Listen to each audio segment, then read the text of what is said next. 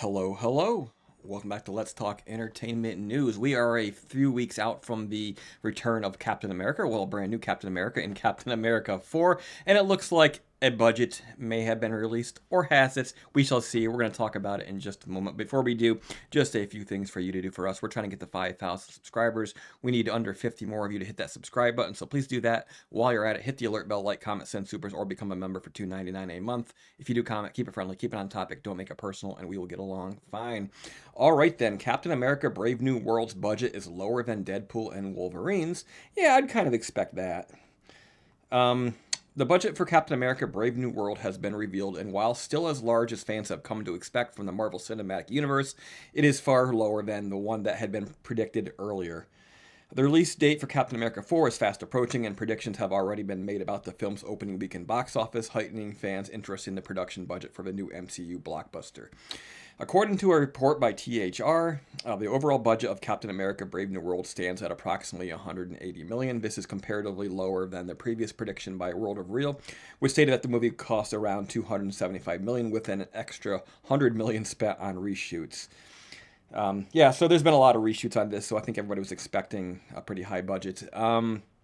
Jordan Rumi of World of Real stated that his report that the Brave New World's budget was estimated to be around $350 million, yada, yada, yada. I'm not sure if I completely believe this. I think it'll ultimately come in to be somewhat higher, but I think if it does come in around 200 million, it's actually probably pretty reasonable at this point in the game. I remember way back to Terminator 2 when it became the first movie to cost $100 million.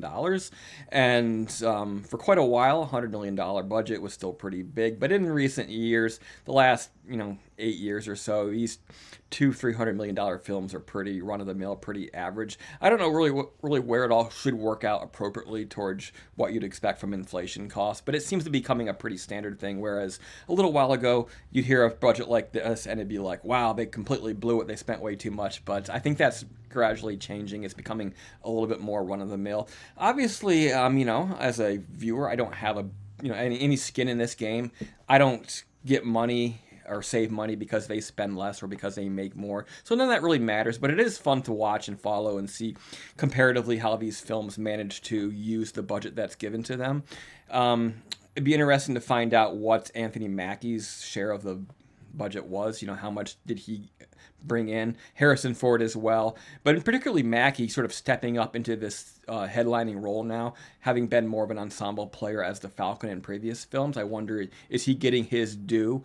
And then, of course, I'm interested in seeing what this film does, because I know there's a lot of naysayers out there thinking, for me, Steve Rogers is the only Captain America, yada, yada, yada. But obviously there's precedent for other characters taking on the mantles of famous characters in the Marvel Universe, and we're sort of first now getting into that area with the MCU, and I think it's going to be very important as far as sort of a proof of concept that people can accept new versions of characters, taking on the mantles of previous characters, because I think that's very important to the longevity of the MCU as a whole. People talk about it now and again about, they should reboot this whole thing, start it all over. It's all been a train wreck since Infinity War, or since Endgame. But I think that making this work, making people being accepting of a new Captain America, proving that it can be done, I think is very important to where this whole thing is going, because ultimately people can't play these characters forever, but also you don't necessarily want to have to use too much chicanery to keep these characters into the universe. Do you undo Robert Downey Jr.'s Iron Man's death? He's coming back, but not as Iron Man. How many deaths can you undo using the multiverse and all that? And it seems like the multiverse is probably set to be closed off very shortly anyway. So I think that ultimately, if this film does well, if people are accepting of Sam, I think that that's very important moving ahead for Disney, and I think people will ultimately be accepting of it. I think that part of the fun is this process of finding that out. We got a little bit of the Falcon and the Winter Soldier, where he himself was unsure of himself taking on this mantle, not knowing whether he is worthy. So we sort of go on that journey with him now, and the big test is going to be kind of general audience who didn't watch Disney Plus be accepting of him as well, and I think they will ultimately. I think that people are ready for this, even if they don't think so.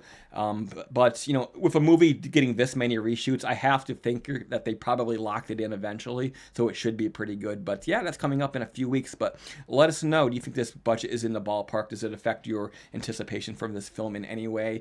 Let us know in the comment section below. But until next time, go enjoy a good movie on your Friday evening. See you later.